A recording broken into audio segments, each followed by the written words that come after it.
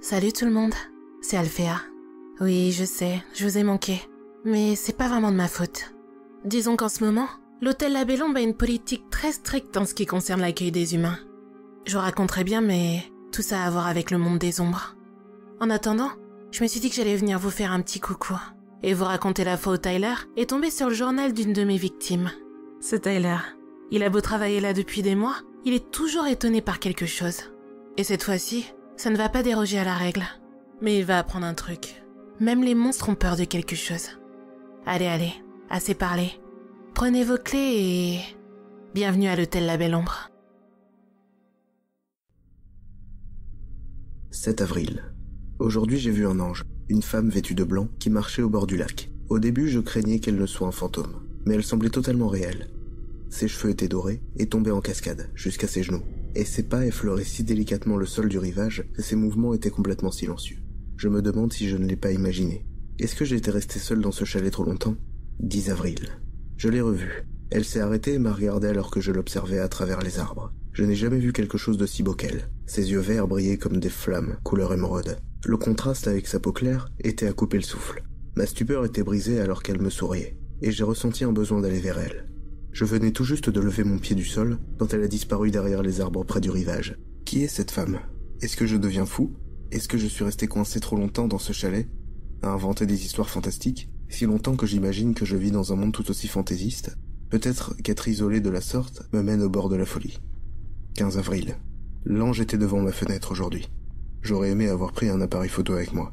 Je n'ai rien à part mes stylos et mes cahiers. Personne ne croira jamais que mon journal personnel n'est pas simplement une autre des histoires sorties tout droit de mon imagination débordante. Au moins, moi je sais que c'est réel. Elle le sera aussi. 17 avril. Il y a quelques minutes, j'ai été réveillé par des toquements sur ma porte. Je savais que c'était elle. Je savais qu'elle reviendrait. Je ne suis pas sûr de ce qu'elle veut. Au moment où j'ai ouvert la porte de la cabine, je n'ai vu que quelques mèches dorées brillant et reflétant le clair de lune, disparaître encore une fois à travers les arbres. 25 avril. Je n'ai pas vu mon ange depuis un moment maintenant. Peut-être que je l'ai vraiment imaginé. Je ne me suis jamais senti aussi seul depuis qu'elle ne fait plus son apparition. Le 1er mai, elle a frappé à la porte aujourd'hui, et je lui ai dit qu'elle pouvait entrer si elle le voulait. Elle m'a souri et a murmuré quelque chose. Puis elle s'est penchée et m'a donné un rapide bisou sur la joue, avant de recourir et disparaître dans la nature. Quelle étrange créature est-elle ? Je suis stupéfait. J'espère qu'elle reviendra. 6 mai. Je me suis réveillé au son d'une mélodie. Une jolie chanson. Il faisait noir dehors. Je ne pouvais pas comprendre les paroles. Mais je n'ai jamais entendu une aussi belle mélodie. Je me suis promené dehors pour la trouver. En suivant la mélodie jusqu'au bord du lac voisin, je ne voyais que sa tête, sortie de l'eau. Puis elle a disparu à nouveau. Seules les ondulations de l'eau étaient là pour me convaincre que ce n'était pas un rêve. 10 mai.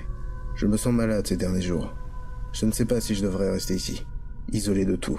Peut-être que c'était parce que j'étais malade que j'avais ces visions, et que cette magnifique femme aux cheveux dorés n'était qu'un mirage, créé par mon esprit défaillant. Peut-être que mon corps essayait de me dire qu'il était temps pour moi de partir d'ici.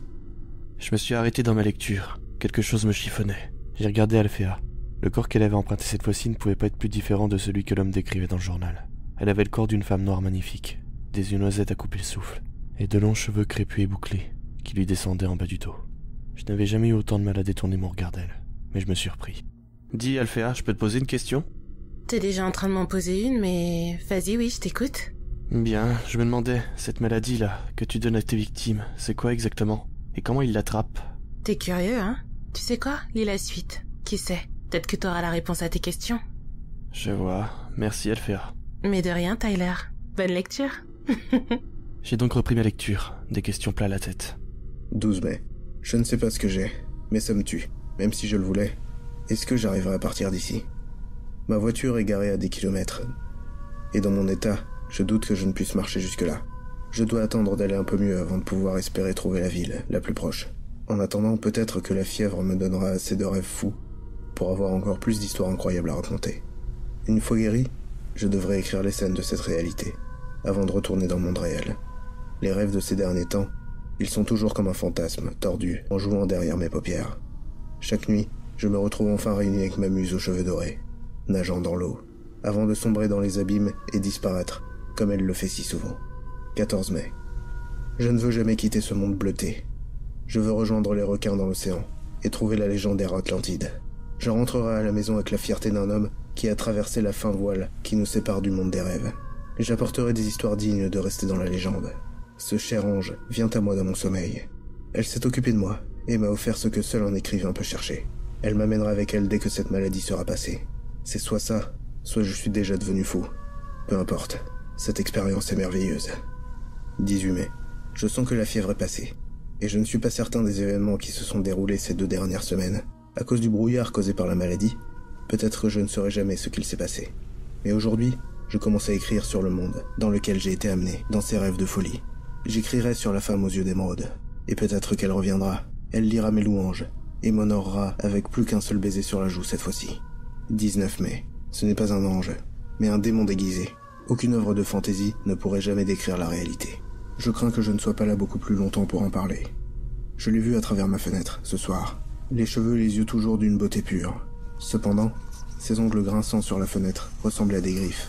Le verre gardera une marque permanente de sa tentative d'attirer mon attention. J'aurais pu penser que ce que je vivais était encore une hallucination absurde, mais son sourire, même mon esprit n'aurait pas imaginé quelque chose comme ça. Sa bouche était pleine de dents qui ne peuvent être comparées qu'à celles des requins. J'ai éteint les lumières et j'ai attendu que le son de ses griffes grinçant de façon insupportable contre les murs s'arrête. Elle ne fait plus de bruit maintenant. Je pense qu'elle est partie. Mais je crains que si elle revient, elle signifie ma mort. J'ai bien peur qu'elle m'amène dans un endroit plus sombre que l'endroit où elle m'a amené dans mes rêves. 21 mai. Je me demande si j'ai réellement vu cette femme. Est-ce que ma conscience revient uniquement pour me hanter? Il serait logique qu'un spectre blond vienne me persécuter, en me narguant à travers une fenêtre, comme je l'avais fait par le passé à toutes ces pauvres femmes. Je ne permettrai pas à un fantôme de m'empêcher d'atteindre mes objectifs. Je vais écrire, je vais réussir. Je retournerai dans le monde civilisé. Mes péchés oubliés. Je vais devenir célèbre. Je ne permettrai pas au passé de me détruire. Personne ne se souviendra jamais de cet homme. Je recommencerai tout ce que j'ai fait, si ça veut dire qu'un jour j'atteindrai le succès. 25 mai. Elle ne méritait pas de vivre de toutes les façons. Elles n'étaient que des obstacles à franchir sur le chemin de mon succès. Elles étaient faites pour que je les utilise. Elles étaient faites pour moi. Cet ange est un diable. Et elle est aussi faite pour moi. Elle voulait tout être blessée par moi. Et je sais que cet ange aussi le veut. Tout cela est juste un rêve causé par la fièvre. 27 mai. Je rêve. Tout ça, c'est des rêves. Il n'y a pas de fantômes. Les morts ne se réveillent pas. C'est juste des fantasmes causés par un esprit malade. Les fantômes du passé me hantent.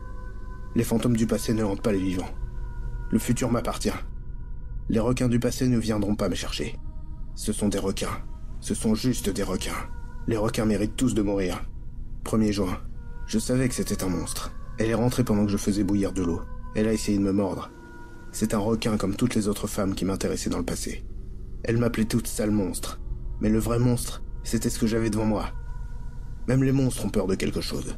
Elle a eu peur quand j'ai jeté l'eau bouillante sur elle. Elle a crié de douleur. Et la peau qui se trouvait sur son visage est tombée. Elle est bien plus qu'un requin. Je dois partir. Je dois m'enfuir loin. Sous la peau du requin se trouve le visage du diable, le sourire du malin. Elle est partie rapidement, mais j'en avais déjà vu trop. Elle est pire qu'un fantôme de mon passé. J'ai vu derrière ses longs cheveux dorés le visage de l'ange de la mort. Et je crains qu'elle ne revienne pour me traîner en enfer. Pourquoi moi? Est-ce que je suis toujours malade? Ça doit être ça. Personne ne savait que c'était moi qui avais fait ça à toutes ces femmes. Je ne peux pas être jugé. Dieu, si vous existez, s'il vous plaît, ne laissez pas ce démon me prendre. Je ne voulais pas les blesser. Il s'est passé quoi ensuite? Cette nuit-là, il a essayé de quitter les bois et de retourner à sa voiture. Mais je l'ai arrêté. C'est vraiment dommage. Il aurait été bien plus délicieux si sa maladie avait eu le temps de mariner quelques jours de plus. Il reste tellement de questions en suspens. C'était qui? De quoi il parlait? Qu'est-ce qu'il a fait à toutes ces femmes exactement? Pourquoi tu l'as tué? Et c'était quoi ce livre dont il parlait? Lui, c'était juste un de mes petits projets. Son petit sourire en coin me glaçait le sang. L'esprit d'un écrivain est toujours si intéressant. Et même si je peux pas te dire qui il était exactement, sache qu'il a fait des choses vraiment horribles dans sa vie. Bien sûr, tout ça s'est passé bien avant que tu sois né. Donc ça ne te concerne pas. Oui, j'imagine, mais... je n'étais pas sûr de savoir comment formuler les questions que j'avais. Et l'eau bouillante, tu as vraiment été brûlé? Ou est-ce que c'était une de tes hallucinations causées par la maladie que tu lui as donnée? Tu me demandes s'il a halluciné du visage horrible qu'il a vu après ça? Tyler, mon chéri, tu travailles avec des monstres tous les jours. Tu penses honnêtement que nous sommes tous aussi inoffensifs que beaux? Derrière chacun de nos beaux masques se cache une horreur que tu trouverais indescriptible. Il faut se méfier des apparences. Je me suis levé et j'ai réfléchi un instant à ce qu'elle venait de dire. Elle m'a donné une petite claque condescendante sur la joue. Lui et moi, nous étions pareils, des monstres se cachant derrière de jolies choses. Après tout ce temps, je m'étais habitué à Alphéa. J'oubliais même que nous n'étions pas de la même espèce. Elle a toujours semblé si humaine. C'est le problème d'être entouré par des monstres chaque jour. On oublie qu'ils sont dangereux. On oublie que l'on voit uniquement le visage qu'ils veulent bien nous laisser voir. Tu pourrais me montrer ce qu'il a vu? Elle m'a lancé un petit rire narquois alors qu'elle s'éloignait. Je t'assure, Tyler, tu ne veux pas voir ce qu'il a vu. Et juste pendant une seconde, ses dents avaient l'air gigantesques et pointues. Ses dents me faisaient toujours autant frémir, et cela m'a aidé à réaliser qu'elle avait raison. Je ne voulais pas réellement voir ce que cet homme avait vu. Je ne voulais pas savoir à quoi ressemblaient réellement tous ces monstres. Si vous avez aimé cette histoire, n'hésitez pas à laisser un petit commentaire et liker cette vidéo. À bientôt pour de nouvelles creepypastas.